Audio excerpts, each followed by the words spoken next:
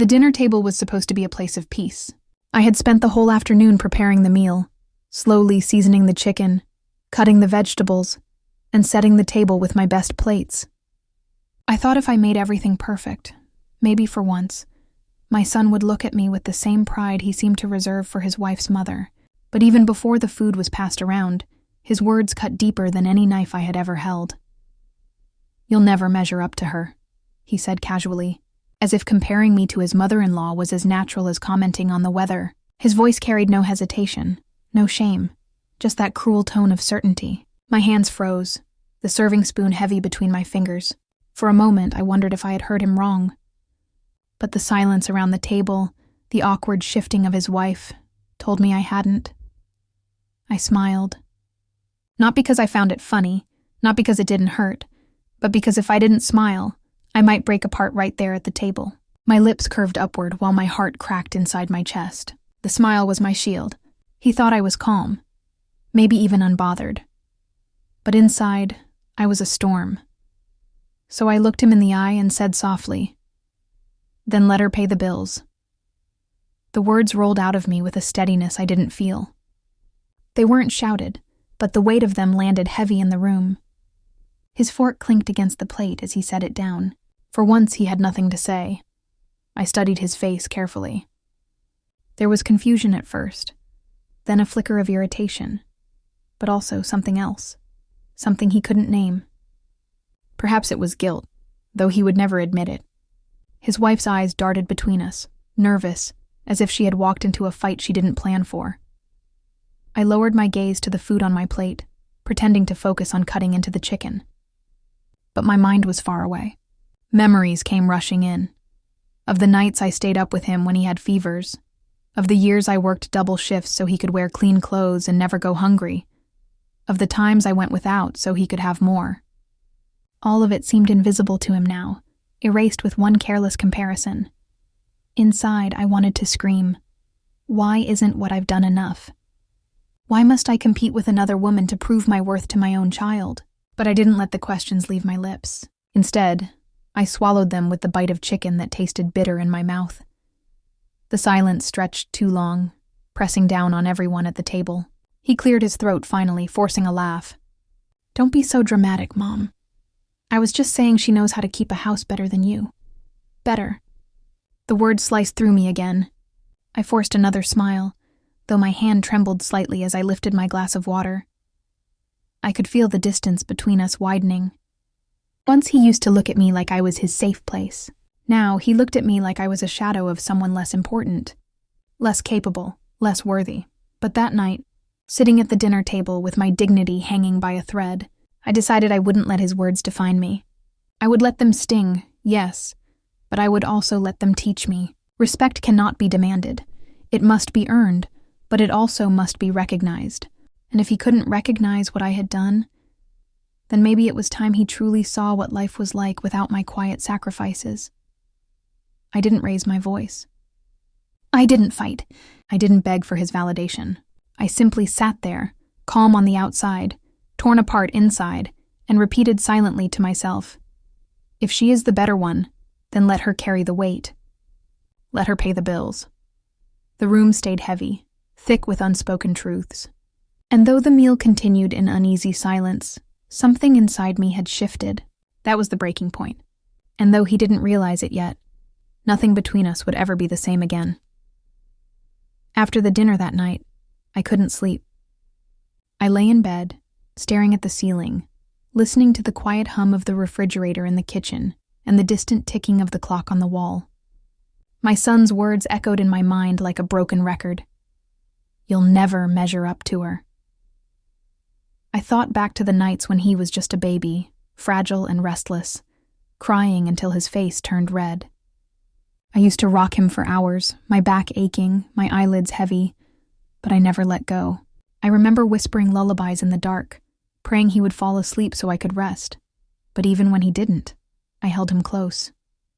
He was my whole world, and I promised myself I would give him everything, even if it meant losing pieces of myself. There were winters when the heating bill was too high, and I wore extra sweaters so I could keep the apartment warm for him. Summers when I skipped meals so he could have extra fruit on his plate. Birthdays where I bought him the toys he begged for, while I told myself I didn't need new shoes. No one saw the sacrifices, but I carried them quietly, like a secret only I knew. That's what mothers do. And yet, now, he sat at a table, looking at me as though I had failed him. As though I was less. Less than another woman.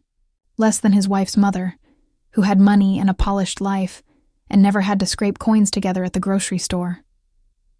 I remembered the first time I noticed his admiration for her. He had just gotten married, and he came home after visiting his in-laws. He spoke about her cooking as if it was something out of a restaurant, how her house was always spotless, how she carried herself like she belonged in magazines. I listened quietly, nodding, smiling, but inside I felt the sting. I wondered if he ever remembered the meals I cooked when all we had was rice and beans, the way I scrubbed our floors until my hands were raw, the way I worked 3 jobs so he could graduate without debt. He saw her as perfect, and me as ordinary. That was the beginning of it. The small remarks, the comparisons, the way his eyes lit up when he talked about her. A light I hadn't seen in his eyes for me in years. At first, I told myself I was being sensitive. I told myself every son grows up and learns to admire others. But as time went on, the truth became harder to ignore. He didn't just admire her, he believed she was better than me. The disappointment pressed heavy on my chest. It wasn't just about his words. It was about everything they erased. Every bruise on my body from long work shifts. Every tear I wiped away in silence. Every dream I gave up so he could have one. It felt like my sacrifices had been invisible all along. Like none of it mattered now that there was someone shinier, richer, easier to admire. But even as the pain stung, there was a part of me that refused to bend. I reminded myself that I had raised him through storms his mother-in-law never knew. I reminded myself that I stood alone when life pressed me down, and I still gave him more than I ever gave myself. He might not see it, but I carried strength he couldn't erase with one careless sentence. I turned to my side, pulling the blanket close, whispering to the dark room as if it could hear me. You don't owe anyone proof of what you've done. You know, you lived it. You survived it. Resilience was the only thing that kept me from breaking completely. It wrapped around me like armor, reminding me that I was more than his opinion, more than his comparisons. Still, deep down, I wished he could look at me and see the truth. The woman who raised him with nothing but love, and the woman who deserved more than to be dismissed as less. That night, disappointment lay heavy in my heart, but so did a quiet strength. And I knew this story, our story, was far from over. I had met my daughter-in-law's mother many times before, and each time I noticed how polished she was.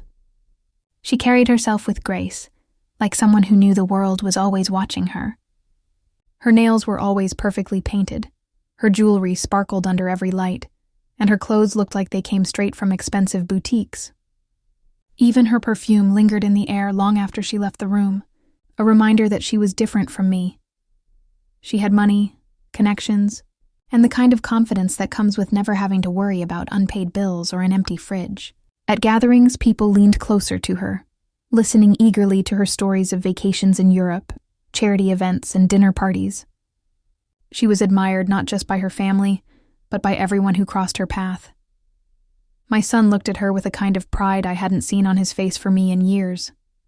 He talked about her cooking, how everything she made seemed like art on a plate. He praised her home, how it was spotless and decorated with style. He even mentioned the way she spoke, soft but commanding, like every word mattered. I could see it in his eyes. He thought she was the gold standard of what a mother should be. I didn't hate her, not exactly. But each word of admiration for her felt like a shadow cast over me. I thought about my own home. Small, simple, with furniture that had been bought secondhand and patched together over the years. I thought about the meals I cooked, heavy with love but simple. Nothing that would ever make it into glossy photos. And I thought about how my son never bragged about those things, never looked at me with the same light in his eyes. There was one afternoon when he came home, smiling as he described how his mother-in-law had given him advice on finances. He said, "She's so wise, Mom. She knows how to manage everything perfectly." I wanted to remind him that I was the one who had stretched every dollar to make sure he never went without. I wanted to ask if he remembered how I taught him to save coins in a jar, how I made sure he never went hungry even when I did. But I stayed quiet. The resentment began to creep in slowly, not loud or obvious, but steady. It wasn't just jealousy. It was the pain of being forgotten, of watching your own child lift someone else higher while pushing you further down. I wanted to scream that being polished and admired is easy when you've never had to fight tooth and nail to survive. It's easy to look perfect when you've never had to choose between paying the rent and buying groceries. And yet my son couldn't see the difference. To him, she was strength wrapped in luxury, while I was ordinary wrapped in sacrifice. He didn't see that one life had been cushioned while the other had been scarred. I began to notice how he compared us without even realizing it. If I offered advice, he brushed it aside. If she offered the same advice, he listened like it was wisdom from the heavens. If I cooked a meal, it was just food. If she cooked, it was an experience. His words were never sharp when he praised her, but they cut me all the same. Deep down, I knew I could never compete with her in his eyes. She had the kind of admiration money could buy, and I had the kind of love that came with sacrifice. But sacrifice is invisible when the world values glitter. Still, even as the resentment burned, I told myself to stay calm. I couldn't change who she was, and I couldn't change what he thought of her. But I could decide how I carried myself. I had built a life with less, and I had survived storms she had never known. That, I reminded myself, was its own kind of wealth, even if no one applauded it. The truth about a household is that it doesn't run on compliments or appearances, it runs on money. And for years that money had come from me, quietly, without fanfare. Without recognition, I kept the lights on, kept food in the fridge, and made sure every bill was paid before its due date. The electricity bill, always climbing in the summer when the air conditioner hummed through the night. The gas bill in the winter, sharp and unforgiving. The water, the trash service, the mortgage payment that felt like a stone tied around my neck every month. And on top of that, groceries, school supplies, repairs for the car that never seemed to last. I carried all of it, balancing one paycheck against another, making small miracles out of numbers that rarely added up. I never complained. Not once. My son grew up thinking life was steady because I worked twice as hard to make it so. He didn't know the nights I sat at the kitchen table with a calculator, moving dollars from one column to another like puzzle pieces, praying I wouldn't come up short. He didn't see the nights I cried quietly when unexpected expenses arrived. Medical bills, broken appliances, school trips. To him, life always seemed normal, safe. He thought safety was natural. He didn't know it was me. Now, sitting at that same kitchen table years later, he looked at me with the arrogance of someone who had never worried about a late fee. He said, almost laughing, "Mom, you make things more dramatic than they are. It's not that hard to keep up with bills." "Anyone can do it," the word stung. "Not that hard. Anyone can do it." I stared at him, wondering if he truly believed that, or if he was just blind to the reality I had carried on my shoulders for decades. "Do you know how much the mortgage is?" I asked quietly. He shrugged.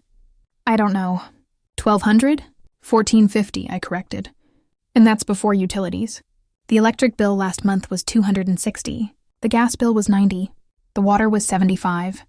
Add groceries, car insurance, and everything else." I paused, letting the numbers hang in the air like heavy weights. He rolled his eyes. "See, that's what I mean. You always make it sound worse than it is. People live fine on less. You just don't manage things the way she does." There it was again. She. His mother-in-law, the golden standard. I felt my jaw tighten, the sting of humiliation wrapping itself around my chest. I leaned back in my chair, letting the silence stretch until he finally looked at me. My voice was calm, steady, but sharper than a knife when I spoke. "Then let her pay the bills." The room froze. My son blinked, caught off guard. His wife shifted uncomfortably in her seat. For once, the air was thick enough to choke on. I didn't shout. I didn't raise my voice. But the weight of my words filled every corner of that kitchen. I had laid down the truth, simple and undeniable. If he thought she was better, if he thought she was the answer to everything, then let her step into my shoes. Let her face the reality of due dates and empty pockets. He tried to laugh it off, but the sound was thin. Mom, come on. You don't mean that. But I did. More than anything, I meant it. I meant every word because for the first time, I refused to let my sacrifices be dismissed as easy, ordinary, replaceable. Inside, my heart ached. But I felt something else rising too. A sense of quiet power. He could dismiss me all he wanted, but he could never erase the years I had carried this house on my back. And if he believed she could do better, then he was welcome to find out the hard way. After that night at the table, the silence between us grew heavier than any words we could have spoken. My son carried on as if nothing had happened, but inside me, something cracked. The look on his face when I told him to let her pay the bills replayed in my mind again and again. It wasn't shock that haunted me. It was his indifference. I wanted him to see me, to understand me, to remember everything I had done. But he brushed it aside like dust on a shelf. The next day, when I tried to explain how much pressure I had carried, he simply said, "You worry too much. She says it's about attitude, not about struggle." His words were meant to be comforting, but instead they sliced me open. Attitude. As if decades of sacrifice could be reduced to the way I chose to think about them. I sat alone that evening, flipping through an old photo album.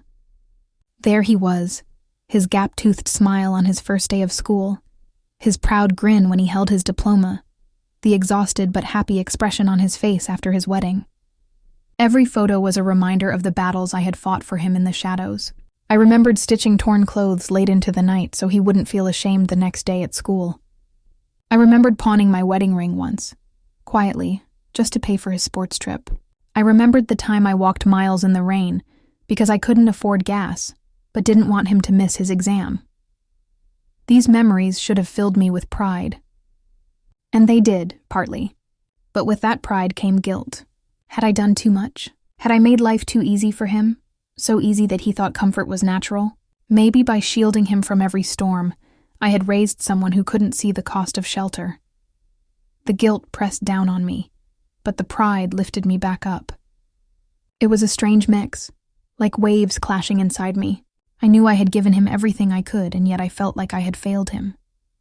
Failed to teach him gratitude. Failed to make him see that a mother's quiet sacrifices are worth more than polished perfection. Whenever I saw him praise his mother-in-law, my chest tightened. He looked at her the way I had once dreamed he would look at me, with admiration, with respect, with warmth. It was as though she had taken the place I had earned with blood and sweat, and she didn't even have to fight for it. She simply existed in her shining world of wealth and comfort, while I had clawed through the dark just to keep him standing.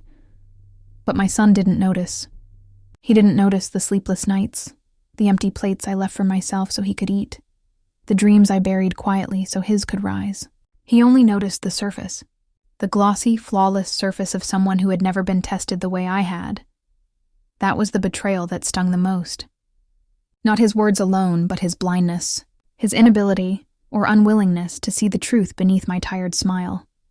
To him, love wasn't measured in sacrifices but in appearances, and appearances I could never compete with. So I sat in the quiet, feeling both hollow and strong. Hollow, because my own son chose someone else's reflection over my reality. Strong, because I knew the truth, even if he didn't. My life, my sacrifices, my survival, they were real. They were carved into me, written into every wrinkle, every scar, every weary breath. He could side with her perfection all he wanted. But one day, I knew, he would learn the difference between shiny admiration and real devotion. For now, I carried the ache of betrayal like a stone in my chest, heavy but unbroken. It wasn't just inside my own home where I felt the sting of comparison. Soon it seemed as if the whole world was whispering about it, at family gatherings, neighbors' visits, even in casual conversations with friends. The shadow of my daughter-in-law's mother followed me everywhere. People loved to talk about her. They praised her polished house, the expensive gifts she gave, the way she seemed to walk into a room and capture everyone's attention. "She's remarkable," one relative said at a wedding, her voice carrying just enough for me to hear. Her daughter is lucky to have a mother like that. And her son-in-law, too. Their eyes shifted to me then. Not cruelly. but with that subtle look that says everything words do not. I smiled faintly, but inside my chest burned. It wasn't only my son who admired her. It was everyone else too. The whole community seemed to treat her as if she were the gold standard of motherhood while I became invisible.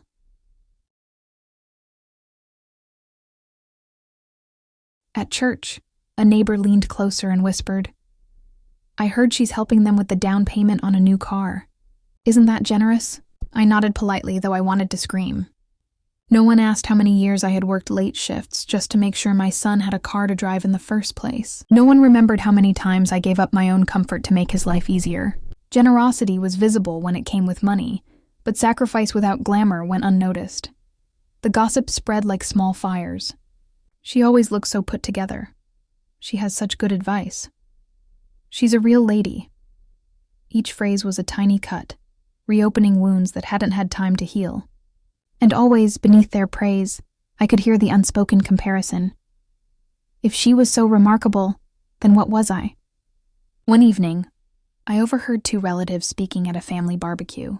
"It's no wonder he loves spending time at his in-laws' house," one said. "It must be so different there, so much more elegant." I stood a few feet away, holding a tray of food, pretending not to hear. My hands trembled, but I kept my face steady.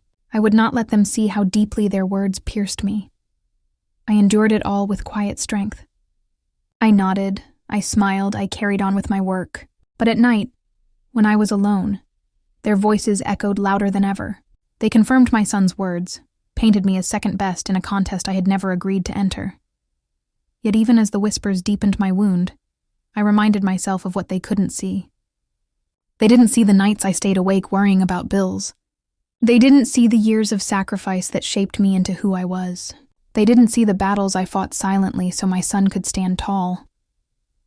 I told myself that their admiration was shallow, built on surfaces, pretty clothes, shiny jewelry, well-timed generosity. Mine was built on endurance, on holding a family together when everything threatened to fall apart. It was harder, quieter, less visible, but it was real, so I endured the gossip. I let the community admire her, let them talk, let them raise her up as if she were untouchable. I carried my hurt silently, because I knew shouting my truth would only make them look at me with pity. Inside, though, something was shifting. Every whisper was fuel, every comparison a spark. They thought they knew the story. They thought they understood who mattered more. But I knew the truth, and one day, whether my son or the world wanted to admit it or not, that truth would come to light. For years, I had been the quiet backbone of the house, the one who made sure everything kept running, the one who stretched each dollar until it tore, the one who filled every gap so no one else had to notice it existed. But after that night at the dinner table, something inside me shifted. I realized I had given too much, carried too much, and been thanked too little. If my efforts were invisible, then maybe it was time for them to finally see what life was like without me. So I made a decision. I would step back. Not with shouting or anger, but with silence and action.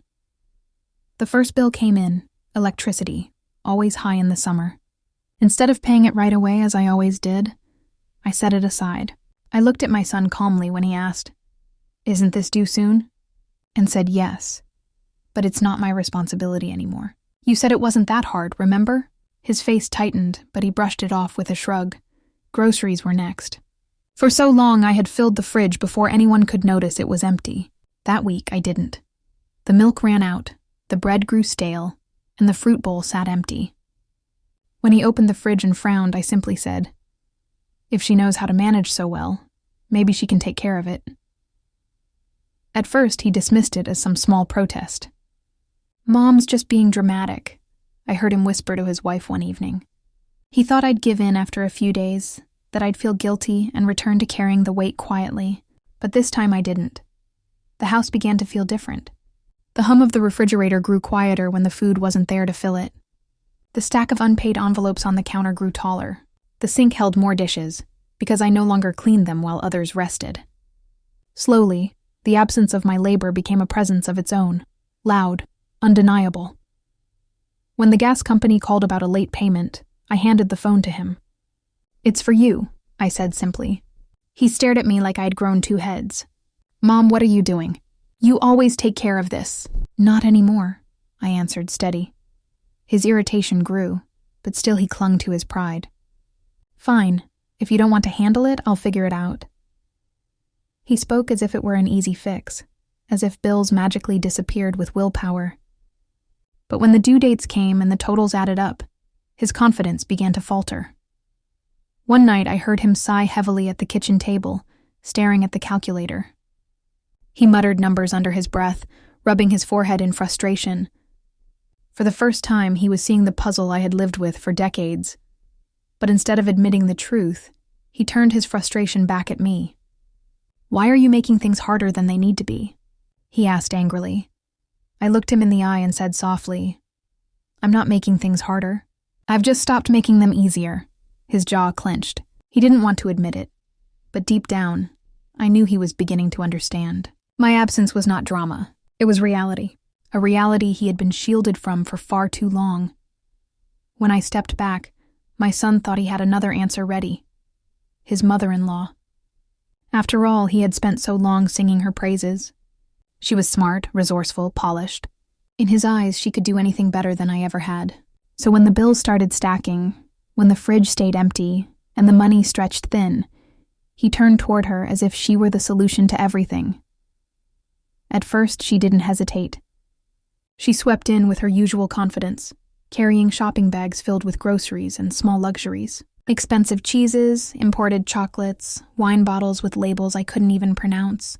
She smiled brightly as she placed them on the counter, acting as though she was saving the day. My son looked at her like she was a hero. "See?" he told me smugly. "She knows how to handle things." I stayed quiet. I knew the truth would reveal itself in time, because groceries once a week weren't the same as paying the electric bill. Designer handbags for her daughter weren't the same as covering a mortgage payment. Generous gestures were easy. Steady responsibility was not. When the next round of bills came in, my son handed them to her casually. "Could you take care of these? You're so good with money." His voice was light, almost playful, but I saw the way her smile faltered for just a second. She glanced at the numbers. $14.50 for the mortgage, $200 for electricity, nearly $100 for water, and her perfectly painted nails tapped against the table. "Well," she said slowly, "that's quite a lot. I'll help where I can, of course, but you should really learn to budget better." My son frowned, but tried to cover it with a laugh. "It's just temporary. Mom used to handle this, but she's taking a break." The cracks began to show. She was happy to bring gifts, happy to buy things that made her look generous. But when it came to the dull, heavy weight of bills, she hesitated. She paid a little here, a little there, but never enough to keep the house running smoothly. Soon, my son began to notice the inconsistencies. The fridge might be full of fancy foods one day, but the lights flickered with overdue warnings the next. He had to juggle payments, shifting money around in ways that made him frustrated. I caught him late at night, muttering at the calculator the same way I had done for years. But still, his pride kept him from admitting the truth. Instead, he grew shorter with me, as if my silence was the problem, not his misplaced faith. "She's helping," he told me one afternoon, his tone sharp. "Yes," I answered quietly. "But helping isn't the same as carrying." He didn't reply. Weeks passed, and the shine of his mother-in-law's generosity dulled. She was there for celebrations, for birthdays, for family dinners where she arrived with wrapped gifts and sweet words. But when the gas company threatened disconnection, when the mortgage deadline loomed, she was suddenly busy, suddenly unavailable. I watched it all unfold with a mix of sadness and quiet vindication. It wasn't that I wanted her to fail, it was that I wanted him to see reality. Admiration is easy when it's built on glitter, but respect is built on weight. And she, for all her polish, didn't carry weight. One evening I saw it in his eyes. He came home, tired, shoulders heavy, and sat at the table with a stack of bills in front of him. His wife asked gently, "Did she help?" And he shook his head, frustration spilling over his face. That was the first time he didn't defend her, the first time he let silence speak for itself. And I knew, slowly, the illusion was beginning to crumble. The shine around his mother-in-law didn't fade all at once. It cracked slowly, like glass under pressure, one fracture at a time until the whole picture looked different. My son had spent so long believing in her perfection, believing that she had all the answers. But answers are not the same as responsibility, and responsibility was where she faltered. The unpaid bills began to pile. First, the electric company sent another warning. Then the water bill showed a late fee. Groceries became inconsistent. Sometimes there were expensive imports. Sometimes there was barely enough for a simple meal. The steady rhythm of home, once kept together by my invisible hands, now stumbled and fell apart. I watched as his confidence shifted into frustration. He had thought she would step in seamlessly, taking over where I had left off. Instead, he found himself caught between promises and reality. She was there for the big gestures, the kind that people admired. A new jacket for him, a necklace for his wife, baskets of fruit delivered on holidays. But when it came to the unglamorous things, the kind that kept a roof over their heads, she was absent. He tried to reason it out, tried to excuse her. "She's done so much already," he told his wife. "We can't expect her to cover everything." But there was a crack in his tone now, a doubt that hadn't been there before. His wife, quieter than usual, nodded but didn't argue. Even she could see the difference. The financial stress grew like a weight pressing down on him. I could see it in the way he carried himself, shoulders slumped, voice sharper than usual. He no longer praised her endlessly at the dinner table. In fact, he spoke of her less and less. The admiration in his eyes dimmed, replaced by a tired frustration he couldn't name. And yet, he never admitted it out loud. Pride kept him silent. The same pride that had once made him dismiss my sacrifices. To admit that his mother-in-law wasn't perfect would mean admitting he had been wrong. About her, about me, about everything. So instead, he carried the tension quietly, letting it seep into the way he treated everyone around him. The emotional distance between them grew. Where once he had hung on her every word, now he nodded half-heartedly. Where once he had looked at her as though she were flawless, now his eyes lingered with questions he didn't ask. He still respected her, still admired parts of her, but the illusion of perfection was gone. I stayed silent through it all. I didn't need to say "I told you so." I didn't need to rub salt into the wound. My silence was enough. My presence a mirror he couldn't ignore. Each time he glanced at me, I could see the guilt flicker across his face. Guilt he tried to swallow but couldn't completely hide. One evening, I found him at the kitchen table, head in his hands, a pile of overdue bills in front of him. His wife stood nearby, worry etched across her face. I walked past them quietly, placed a cup of tea on the counter, and left the room without a word. I didn't need to say anything. The truth was there, written in numbers on those envelopes, louder than any words I could have spoken. The illusion had crumbled. Slowly, painfully, my son was beginning to see that admiration built on surface beauty cannot stand when tested by reality. Real strength is quiet, consistent, often invisible. He was finally learning the difference, and I, for once, didn't need to fight for my place. I only needed to watch. As the weight of the household shifted off my shoulders, I found myself with something I hadn't had in years: time. Time to think about myself, time to breathe without the constant panic of unpaid bills pressing down on me. At first it felt strange, almost selfish. For so long, my life had been measured by what I did for others. But now, with my son struggling to manage his own responsibilities, I quietly turned inward. I started small. I picked up a part-time job at a local bookstore, something I had always dreamed of but never allowed myself to do.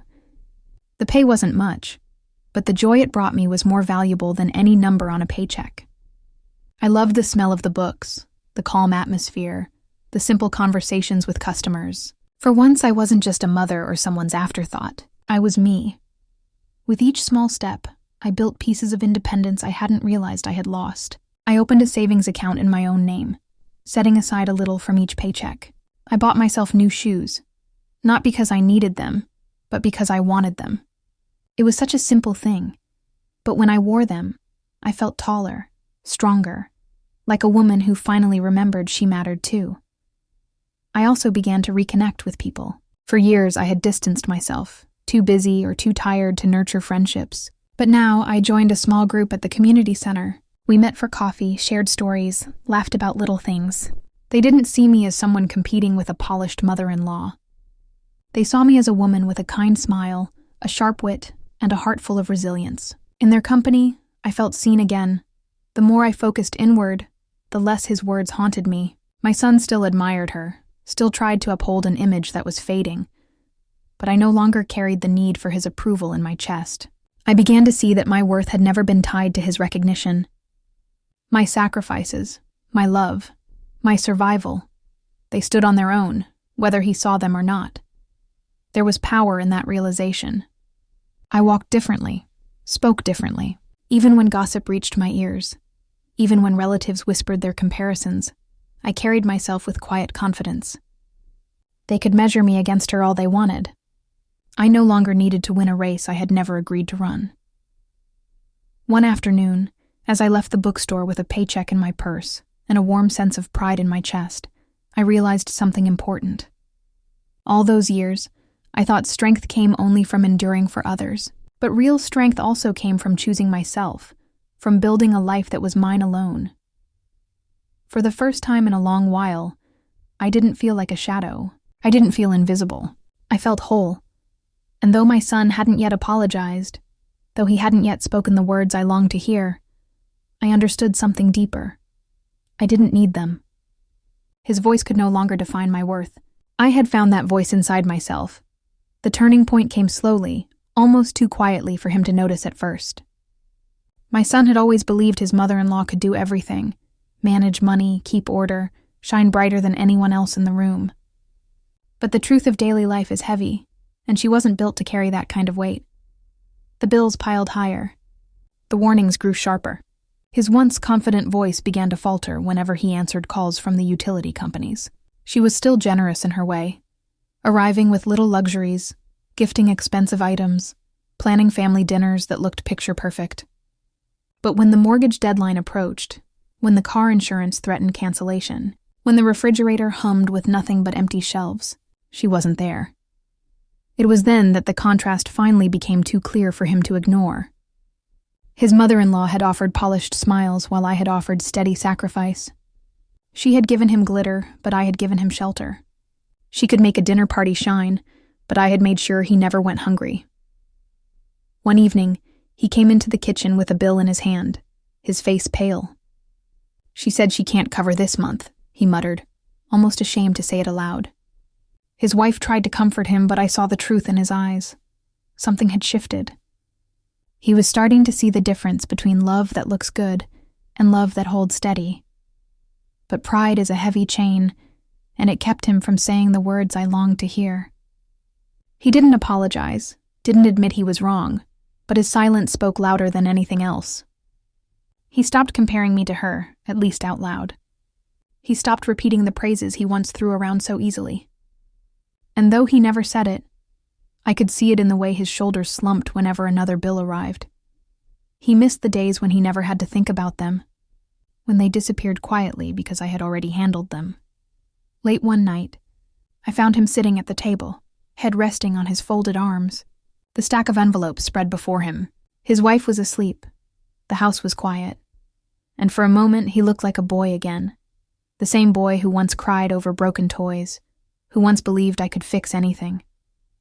Except now, he was older, tired, and finally realizing that some things don't fix themselves. I didn't say anything. I just walked past him, placed a warm cup of tea by his elbow, and let the silence carry my message. He lifted his head, met my eyes, and for the briefest moment, I saw regret flicker there. Not spoken, not admitted, but there. He struggled against it, of course. Pride wouldn't let him collapse so easily. He still defended her sometimes, still tried to make excuses for her absence.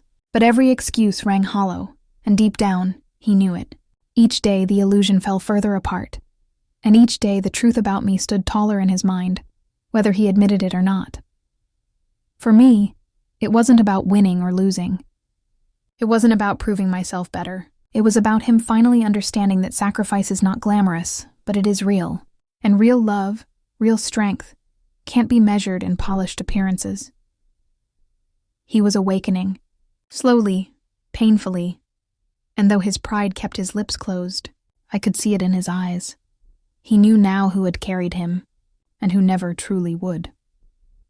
The day of reckoning did not arrive with shouting or slammed doors. It came during a family gathering, one of those evenings meant for laughter and celebration.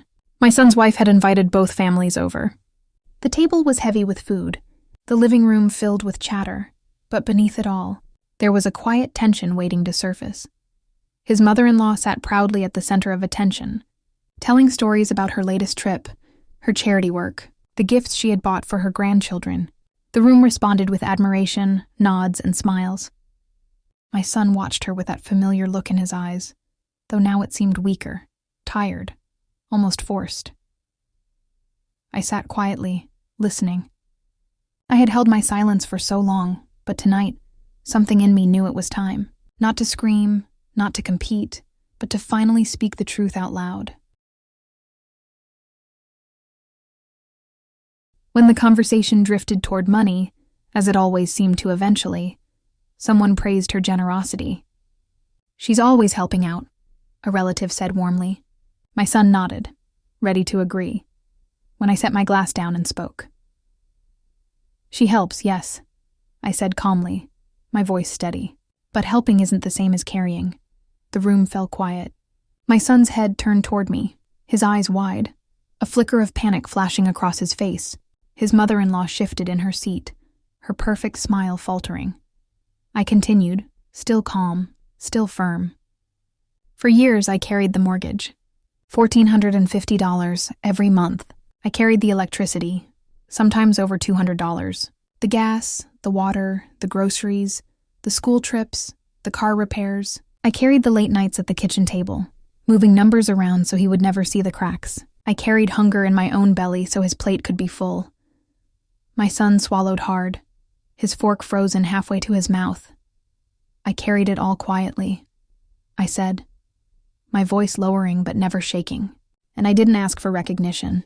I only wanted him to stand tall, to have a life without fear. And yet, I paused, letting the silence fill the room. He compared me to another woman, as if my sacrifices were invisible. As if my strength was less, because it wasn't polished. The words hung heavy in the air. My son's wife looked down ashamed. His mother-in-law's face stiffened, her painted nails tapping against her glass. She opened her mouth as if to speak, but no words came. I turned my gaze toward my son, meeting his eyes directly. "You once said I'd never measure up. But tell me, who kept the lights on? Who made sure the roof never fell? Who gave up pieces of her life so you could build yours?" His face reddened. I could see the emotions battling inside him. Defensiveness, guilt, regret, pride. He wanted to deny it, to brush it off like he always had. But the weight of my words pinned him down. The room stayed quiet, everyone watching, no one daring to interrupt. It was as if the truth itself demanded its space. Finally, he set his fork down and looked at me, really looked at me for the first time in years. His eyes were glassy, his jaw tense, his hands clenched on the table. He didn't speak, but his silence said more than words ever could. He had heard me. He had felt it. His mother-in-law shifted uncomfortably, her cheeks flushed. For once, she was not the shining figure in the room. For once, the spotlight didn't flatter her, it exposed her. She had been generous, yes, but only in pieces, only in ways that could be admired. She hadn't carried the weight of responsibility, and in that moment everyone could see it. I didn't gloat. I didn't smile. I simply leaned back in my chair, calm and steady, the truth laid bare between us. That night, the reckoning had arrived, not with anger, but with facts, with memory, with undeniable reality. And for the first time, my son could not escape it. The days after that gathering were quiet. My son avoided me at first, retreating into silence, busying himself with work and excuses. I let him. I had said what needed to be said. There was nothing more to add. The truth had already been spoken, and it hung in the air between us, heavy but undeniable. A week later, he knocked on my door.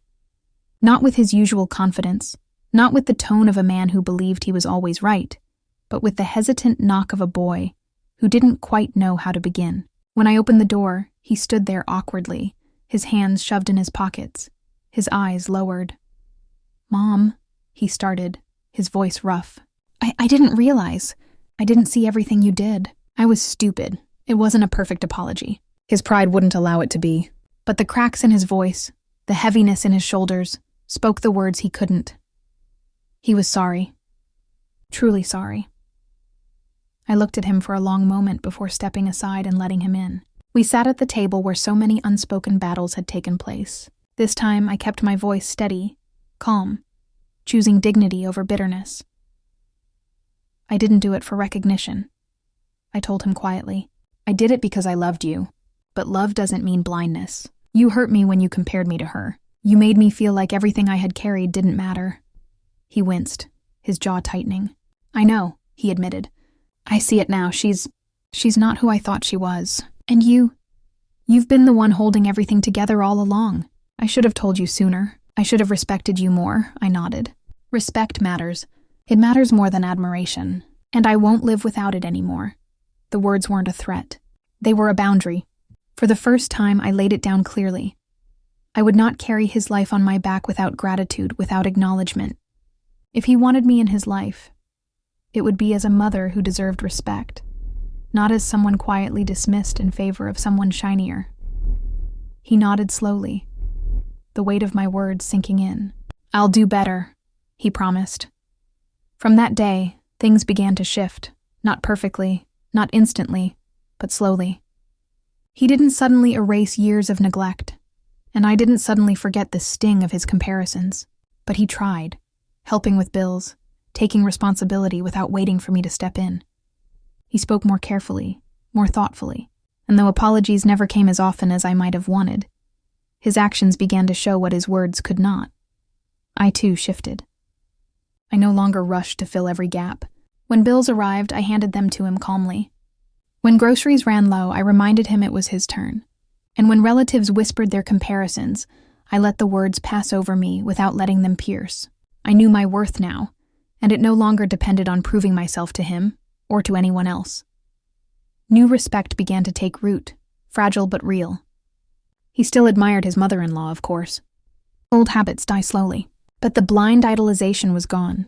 He now looked at her with clearer eyes, understanding her limits, recognizing her flaws. And when he looked at me, I saw something new in his gaze. Recognition, maybe even gratitude. We didn't return to the way things had been. We couldn't. Too much had been said, too much revealed, but we began to build something new, not blind devotion from him, not silent sacrifice from me, but a bond where boundaries existed, where respect was not optional, but required. And though it was imperfect, it was enough. The house felt different now. Not louder, not busier, but steadier. My son had begun to take on the responsibilities he once ignored. The bills no longer waited in stacks for me. They were opened, discussed, and handled by him. Sometimes he stumbled, sometimes he grew frustrated, but he no longer dismissed the weight of it. He was learning, slowly, stubbornly, that responsibility is not glamorous, but necessary. I watched this change from a distance, not with triumph, but with a quiet calm. I didn't need to rub it in. Life itself had taught him the lesson I could not force upon him with words alone. And in the silence of those moments, I found something I hadn't felt in years. Peace. I no longer lived in the shadow of comparison. His mother-in-law still carried herself as she always had, polished, admired, praised by those who loved surface more than substance. But her glitter no longer pierced me. I had stopped measuring myself against her. My worth wasn't written in designer clothes or sparkling jewelry. It was written in survival, in endurance, in sacrifices that had shaped a life. At night, when I sat alone with a cup of tea, I reflected on everything. The sleepless nights of motherhood, the quiet hunger I endured so he wouldn't feel it, the endless work to keep the house steady. All of it had been invisible to him once. But invisibility does not erase value. My life spoke for itself, carved in scars and in love that needed no audience. I thought about guilt, too. Had I done too much for him? Had I sheltered him so well that he grew blind to the storms I weathered? Perhaps, but guilt no longer ruled me. I had found strength in setting boundaries, in choosing myself. And in that strength, I discovered a truth. I never needed his validation to know my worth. Still, as weeks passed, I saw small shifts in him. The way he thanked me more often, though sometimes awkwardly. The way he no longer rushed to praise his mother-in-law above all else. The way he paused before speaking, careful not to wound me with careless comparisons. These changes were not perfect, but they were real. One evening, as we sat together quietly, he said softly, "Mom, I don't say it enough, but I see you now." The words were few, but they were enough. Enough to soften the ache. Enough to show me that the boy I raised was still there beneath the pride. I didn't reply with tears or with more words than needed. I simply nodded, holding the moment close, knowing that respect, once broken, takes time to rebuild. Life went on. His mother-in-law continued to shine in her way, and people continued to admire her. But admiration no longer mattered to me. Respect mattered, dignity mattered, and I had both now, because I demanded it.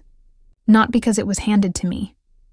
In the quiet of my own thoughts, I often returned to that night at the dinner table, when his words cut me deeper than I ever expected. "You'll never measure up to her." And I remembered the smile I forced, the calmness I showed, and the words I spoke that changed everything. "Then let her pay the bills." Those words had not only been a retort, they had been a turning point. A declaration that I would no longer carry invisible weight without acknowledgement. A reminder to myself that my sacrifices had value, even if no one else saw them.